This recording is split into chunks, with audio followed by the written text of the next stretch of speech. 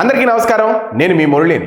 ప్రభుత్వం యొక్క వైఫల్యాలు ఎండగట్టాలి అంటే ప్రతిపక్షం క్షేత్రస్థాయిలో పనిచేసి ఆ వైఫల్యాలను ప్రజల ముందుకు తీసుకొచ్చి వాటిని ఎండగట్టాలి. అంతేగాని మీరు కంగారు పడకండి, నేను అధికారంలోకి వచ్చిన తర్వాత ఒక్కొక్కరిని రప్ప నరికేస్తా అని హెచ్చరిక దేనికి సంకేతం? ఖచ్చితంగా అటువంటిది రాజద్రోహం కేసు కిందకే వస్తుంది అని రాజకీయ నిపుణులు అలాగే రాజకీయ విశ్లేషకులు అంటున్నమాట. వైఎస్ఆర్ కాంగ్రెస్ పార్టీ తరఫున ఎంపీగా పోటీ చేసి గెలిచారు రఘురామకృష్ణరాజు గారు. సొంత పార్టీ వైఫల్యాలను ఆయన ఎండగట్టేవారు. ఆయనపై అప్పట్లో రాజద్రోహం కేసు కూడా వేశారు. ఎందుకు అనంటే మా పార్టీలో ఉంటూ మా పార్టీనే మీరు ఇలా అనడం ఏంటి అని జగన్ గారి దగ్గరుండి మనకి తెలిసిందే కదా, రాజద్రోహం కేసు వేయడం, జైల్లో పెట్టించడం, కొట్టించడం, ఇవన్నీ కూడా మనందరికీ తెలిసిన విషయమే. అయితే ఈ లెక్కన జగన్మోహన్ రెడ్డి గారిపై ఎందుకు రాజద్రోహం కేసు వేయకూడదు? ఏకంగా పాలనా విధానాలపై ప్రభావం చూపుతున్నారు కదా జగన్మోహన్ రెడ్డి గారు. మరి తాము అధికారంలోకి వస్తే జైల్లో వేయిస్తామంటూ హెచ్చరికలు జారీ చేస్తున్నారు కదా. ప్రైవేట్ పబ్లిక్ పార్ట్నర్షిప్ విధానంలో ప్రభుత్వం మెడికల్ కాలేజీల నిర్మాణం కోసం నిర్వహణ చేస్తామని చెబుతున్న ప్రభుత్వం, కేంద్ర ప్రభుత్వం సైతం అదే విధంగా సూచిస్తుంది, ఆ విధంగానే ఫాలో కమ్మంటుంది. రాష్ట్ర ప్రభుత్వం కూడా అదే విధంగా చేస్తామని అంటుంది. కానీ జగన్ అలా ముందుకెళ్తే సంబంధిత బాధ్యతలు తీసుకునే యాజమాన్యాలపై చర్యలు తీసుకుంటామని, అరెస్టులు చేయిస్తామని జగన్మోహన్ రెడ్డి వారిని భయపెడుతున్నారు.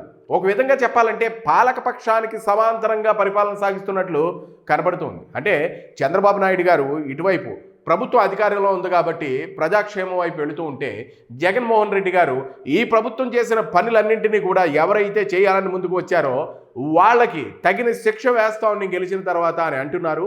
అటువంటి వ్యక్తిపై ఎందుకు రాజద్రోహం కేసు పెట్టకూడదు అని రఘురామకృష్ణరాజు గారు అంటున్న మాట.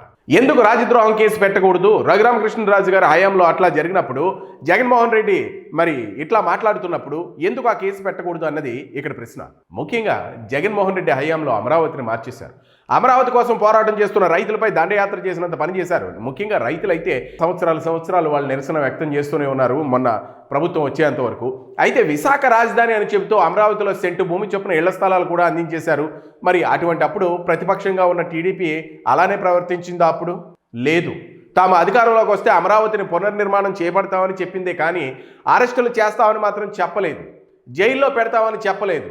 జగన్ గారి వైపు మాట్లాడుతున్నవారు, జగన్ గారికి సపోర్ట్ చేస్తున్నవారు, జగన్ గారి పనులు చూస్తున్న వాళ్ళు, వీళ్ళందరూ అధికారులు కానీ ఎవరైనా సరే మేము ఇలా చేస్తాము, అలా చేస్తాము, నరికేస్తాము, పొడి చేస్తామని ఎప్పుడూ అనలేదు. అయితే జగన్ ప్రభుత్వం వాలంటీర్లు నియమించి ప్రభుత్వ ఖజానాను ఖాళీ చేశారు. ఈ ప్రకటనల రూపంలో సాక్షికి 100 కోట్ల రూపాయలు దారిపోశారు. అవి తప్పు అని చెప్పిందే కానీ అమలు చేసి అధికారులను అరెస్ట్ చేస్తామని టీడీపీ ఎప్పుడూ చెప్పలేదు. కానీ ప్రతిపక్షంగా ఉంటూ జగన్మోహన్ రెడ్డి చేస్తున్నటువంటి ఆ వైఫల్యాలను ఎండగట్టాలని చూశారు తప్ప ఇలా టీడీపీ ప్రభుత్వం చేయలేదు అని రాజకీయ విశ్లేషకులు అంటున్న మాట. మరి రాజకీయంగా ఇబ్బంది పెట్టిన వారికి తాము అధికారంలోకి వస్తే చుక్కలు చూపిస్తామని మాత్రమే చెప్పింది టీడీపీ.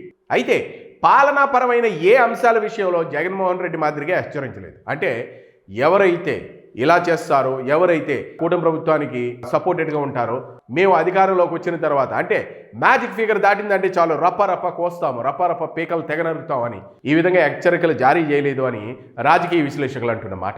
ఇక కేంద్ర ప్రభుత్వం సైతం మెడికల్ కాలేజీల నిర్వహణకు సంబంధించి పబ్లిక్ ప్రైవేట్ పార్ట్నర్షిప్ విధానాన్ని సమర్థిస్తుంది. మరి జగన్ మాత్రం విపరీతంగా వ్యతిరేకిస్తూ వస్తున్నారు, హెచ్చరికలు జారీ చేస్తున్నారు. ఒక విధంగా చెప్తే ప్రభుత్వ పాలన ఆయన అడ్డుకుంటున్నారని అంటున్నారు రాజకీయ విశ్లేషకులు. పాలన అడ్డుకోవడం అంటే అది రాజద్రోహం కేసు కిందకి వస్తుంది. మీడియాతో మాట్లాడుతూ ప్రభుత్వానికి వ్యతిరేకంగా వ్యాఖ్యానాలు చేశారని రఘురామకృష్ణరాజును రాజద్రోహిగా చూశారు కదా జగన్మోహన్ రెడ్డి.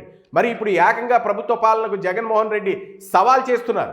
ఇందులో వైఫల్యాలు ఉంటే తాము అధికారంలోకి వస్తే విచారణ చేపడతామని చెప్పాలి, కానీ ఎవరైనా దరఖాస్తులు చేసుకుంటే అరెస్టులు చేస్తామని చెప్పడం మాత్రం నిజంగా రాజద్రోహమే అని అంటున్నారు రాజకీయ విశ్లేషకులు. మరి ఈ విషయంలో కేంద్రం కలుగజేసుకోవాల్సిన అవసరం ఎంతైనా ఉంది.